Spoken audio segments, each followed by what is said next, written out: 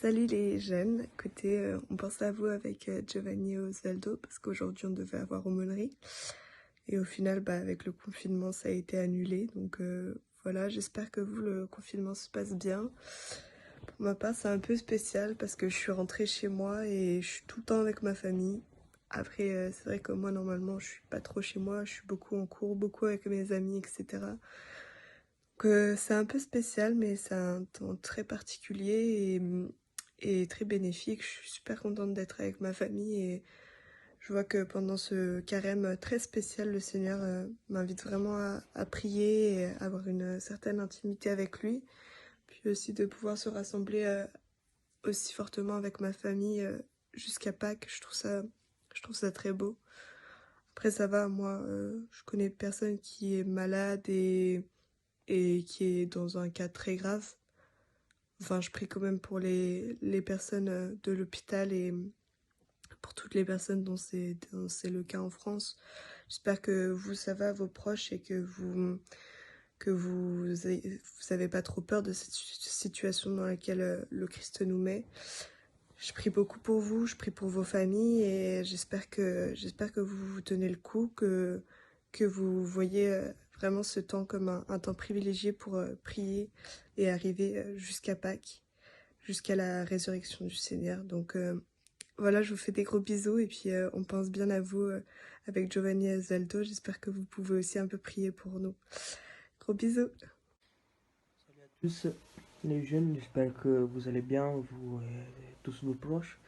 Voilà, aujourd'hui on aurait dû voir mon ami, on aurait dû se voir, et ça fait longtemps plus qu'on ne se voit pas, donc c'est vraiment dommage qu'on ne puisse pas se voir, mais euh, un moyen pour vraiment rester en contact entre nous, c'est la prière, donc je vous invite vraiment à prier, à avoir la foi surtout, en ce moment où c'est vraiment difficile à cause du confinement, de la quarantaine, où on est obligé de rester chez nous avec notre famille. Je vous ai vu que moi aussi, comme malade, c'est vraiment difficile de rester tout le temps avec mes petits frères. On est 8, en plus en famille, on est beaucoup, c'est vraiment, c'est chiant, en plus on ne sait pas combien de temps il faut qu'on reste toujours enfermé à la maison, c'est comme ça, mais c'est un moment où le Seigneur nous donne pour vraiment nous convertir, pour vraiment, il sert pour nous, pour rester en contact avec lui, pour avoir une intimité meilleure avec lui, prier plus, pour avoir plus de fois à lire. Vous pouvez bien sûr lire ce qu'on a fait pendant l'aumônerie cette année, vous pouvez lire les commandements, vous avez plein de choses. De toute façon, on a le temps, on reste tout le temps chez nous. On a le temps de faire les devoirs, on a le temps de, de manger, de faire tous ces trucs, mais il faut même un moment, comme nous on le fait en famille, les soirs, où vous pouvez faire les chapelets ou même vous pouvez faire les chapelets ou même faire à notre Père ou je vous salue Marie. Donc, euh, donc voilà, moi j'ai eu un moment difficile parce que mon père il a pris le coronavirus il y a 3 semaines et c'était un coup fort pour moi, pour toute ma famille, parce qu'on a risqué vraiment de le perdre, quoi. Vu que mon père, il a fait une greffe il y a 4 ans, 5 ans, 4-5 ans, où, euh, et maintenant, du coup, il n'a pas de défense immunitaire, donc il prend facilement les virus. Et quand il prend des virus, quand il tombe malade, il risque vraiment de mourir. Donc, grâce à Dieu, grâce à des prières, mon père il est allé à l'hôpital, il s'est bien soigné, il est guéri, maintenant à la maison il va très bien.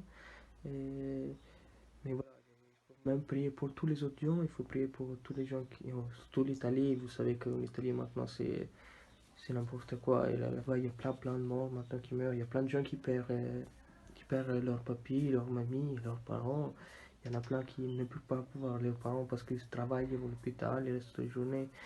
Donc c'est un moment difficile. Même en France, ça commence et c'est difficile. Donc c'est important de prier, essayer de prier pour tous ces gens qui travaillent en ce moment où le Seigneur nous donne. C'est la volonté de Dieu qu'on reste à la maison. Je pense que vous êtes tous contents de pas aller à l'école, moi aussi. Mais, mais voilà, je vois que c'est important de prier, de rester en intimité avec le Seigneur. Et voilà, je vous embrasse tous. Priez pour moi, pour Alette, pour Osvaldo, qu'on a besoin, pour tout le monde qui a le coronavirus, pour tous leurs parents. Voilà, j'espère que vous allez bien et que vous pensez à nous et à l'homme. Allez, bonne journée. Salut. Coucou. Surprise, c'est nous. Non, vous avez déjà entendu Giovanni et Alette. Maintenant, c'est mon tour. J'espère que vous allez bien, sincèrement. J'espère que vous allez bien, que vous êtes content d'être à la maison, que vous êtes content d'être avec papa et maman.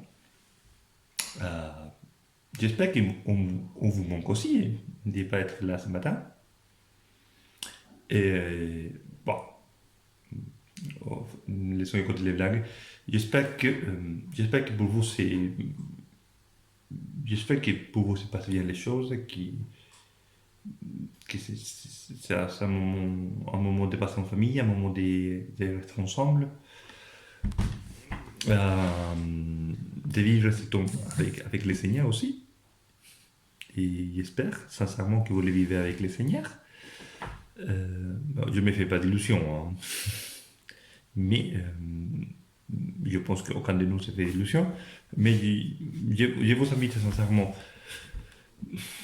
à la vivre avec le Seigneur. C'est un temps difficile. C'est un temps où le Seigneur est venu à tout casser. Toutes les choses avec lesquelles nous nous appuyons normalement, nos amitiés, nos relations, notre santé, le fait de pouvoir faire ce qu'on veut. C'est une chose qu'on aime beaucoup, faire ce qu'on veut. Aujourd'hui, on ne peut pas. Aujourd'hui, on est obligé à rester à la maison. On est obligé à faire attention avec les gens qu'on parle, les gens avec qui on est en contact, parce qu'on peut tomber malade, malgré qu'on est jeune et on dit qu'on est fort et on va s'en sortir. On peut aussi mettre en risque des gens. Donc il faut faire très attention. Mais sachez une chose, les jeunes, vous tous. Et le Seigneur nous aime. C'est une chose que je n'arrête pas de vous répéter, que le Seigneur nous aime. Que le Seigneur nous aime, il nous aime beaucoup. Et s'il a permis cette situation, ce n'est pas qu'il ne nous aime pas ou qu'il nous aime moins. C'est peut-être peut-être, je le crois fortement, c'est une opportunité, c'est une occasion de nous recentrer. Nous, déjà, vous qui avez 10, 11, 12, 13 et 14 ans, à vous recentrer sur l'essentiel. L'essentiel, c'est la vie. L'essentiel, c'est l'amour. Ce n'est pas nos voyages, ce n'est pas nos projets, ce n'est pas nos vacances, ce n'est pas l'argent. C'est la vie, c'est l'amour. Et Dieu nous aime. J'espère que vous redécouvrez une richesse qui est la famille, une richesse qui est de pouvoir parler avec papa et maman, de pouvoir faire des choses avec papa et maman, avec les frères aussi. C'est un temps, il faut le voir comme un temps providentiel où le Seigneur nous parle aussi, il vous parle à vous aussi, il parle à tous, il parle à vos parents, comme il vous parle à vous aussi. Et vous dit une chose, je vous aime et je suis avec vous. Vous savez tous que le Christ est monté sur la croix pour que nous ayons la vie. Pour que chacun de nous puisse avoir la vie. Et en la croix, nous recevons la vie, parce que nous recevons le pardon des péchés, nous recevons l'amour. Un amour total, un amour gratuit, un amour qui est unique. Cet même amour veut se donner aujourd'hui. Veut que chacun de nous reçoit cet amour. Chacun de nous puisse l'accueillir, la faire sienne.